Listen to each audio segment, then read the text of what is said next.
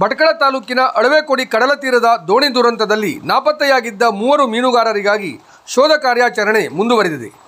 ಕರಿಕಲ್ ತೆಂಗಿನಗುಂಡಿ ಭಾಗದಲ್ಲಿ ಡ್ರೋನ್ ಮೂಲಕ ಹುಡುಕಾಟ ನಡೆಸಲಾಗಿತ್ತಾದರೂ ಯಾವುದೇ ಪ್ರಯೋಜನವಾಗಲಿಲ್ಲ.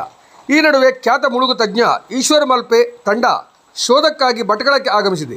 ತೆಂಗಿನಗುಂಡಿ ಅಳವೆಕೊಡಿ ತೀರದಲ್ಲಿ ಲೈಫ್ ಜಾಕೆಟ್ ಧರಿಸಿ ಅವರ ತಂಡದ ಸದಸ್ಯರು ಸ್ಥಳೀಯರ ಜೊತೆಗೂಡಿ ಶೋಧ ಕಾರ್ಯಕ್ಕೆ ಮುಂದಾಗಿದ್ದಾರೆ. ಜುಲೈ 30ರಂದು ಮಧ್ಯಾಹ್ನ ಅಳವೆಕೊಡಿ ಅಳವೆ ಭಾಗದಲ್ಲಿ ಗಿಲ್ಲೆಟ್ ದೋಣಿ ಮುಗುಚಿ 6 ಜನ ಮೀನುಗಾರರು ನೀರು ಪಾಲಾಗಿದ್ದರು. ಇಬ್ಬರನ್ನು ಸ್ಥಳೀಯರು ರಕ್ಷಿಸಿದ್ದರು.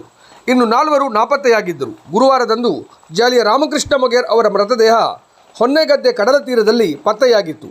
ಕಳೆದ 3 ದಿನಗಳಿಂದ ಸ್ಥಳೀಯ ಮೀನುಗಾರರು ಇಡೀ ಸಮುದ್ರವನ್ನು ಶೋಧನೆ ಮಾಡುತ್ತಿದ್ದಾರೆ. ಕಣ್ಮರೆಯಾದ ಸತೀಶ್, ಗಣೇಶ್ ಹಾಗೂ ನಿಶ್ಚಿತ್ ಮೊಗೇರ್ ಇವರ ಸುಳಿವು ಸಿಕ್ಕಿಲ್ಲ. ಮುಳುಗು ತಜ್ಞ ಈಶ್ವರ್ ಮಲ್ಪೆ ತಂಡ ಈಗ ದೋಣಿಯ ಮೂಲಕ ಹುಡುಕಾಟ ನಡೆಸುತ್ತಿದೆ. ಕಣ್ಮರೆಯಾದ ಮೀನುಗಾರರು ಕೂಡಲೇ ಸಿಗಲಿ ಎಂದು ಕುಟುಂಬದವರು ಪ್ರಾರ್ಥಿಸುತ್ತಿದ್ದಾರೆ. ಈ ಸಂದರ್ಭದಲ್ಲಿ ಮೀನುಗಾರರಿಗೆ ಕಿವಿಮಾತು ಹೇಳಿದ ಈಶ್ವರ್ ಮಲ್ಪೆ, ಸಮುದ್ರದಲ್ಲಿ ಮೀನುಗಾರಿಕೆ ನಡೆಸುವ ಮೀನುಗಾರರು ದಯವಿಟ್ಟು ಲೈಫ್ ಜಾಕೆಟ್ ಧರಿಸಿಕೊಳ್ಳಿ ಎಂದು ಮನವಿ ಮಾಡಿದ್ದಾರೆ. ವರದಿ ಉಲ್ಲಾಸ್ ಶಾನ್ಬಾಗ್, ಶಿರಾಲಿ. ನಮ್ಮ ಭಟ್ಕಳದ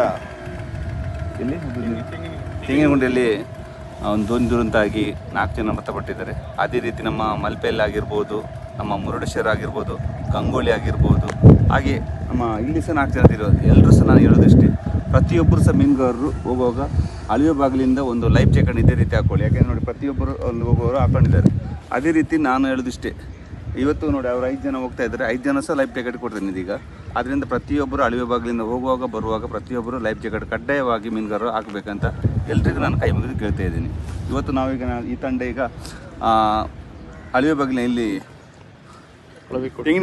ತೆಂಗಿನಗುಂಡಿ ಬಿದ್ದ 3 ಜನ ದೇಹ, 4ರಲ್ಲಿ ಒಂದು ಸಿಕ್ಕಿದೆ, 3 ಜನ ದೇಹವನ್ನು ಹುಡುಕಾಡಲಿ ಈಗ ನಮ್ಮ ತಂಡ ಹೋಗ್ತಿದೆ. ಆದಷ್ಟು ಬೇಗ ಆ ದೇಹ ಸಿಗಲಿ, ಮನೆಯವರಿಗೆ ದುಃಖ ಸಹಿಸಿಕೊಳ್ಳೋ ಶಕ್ತಿ ಕೊಡಲಿ ಅಂತ ನಾವೆಲ್ಲರೂ ಪ್ರಾರ್ಥನೆ ಮಾಡ್ಕೊಳ್ಳಿ. ಆದಷ್ಟು ಬೇಗ ಸಿಗಲಿ ಅಂತ ಈಗ ನಾವು ಓಡ್ತಾ ಇದ್ದೀವಿ.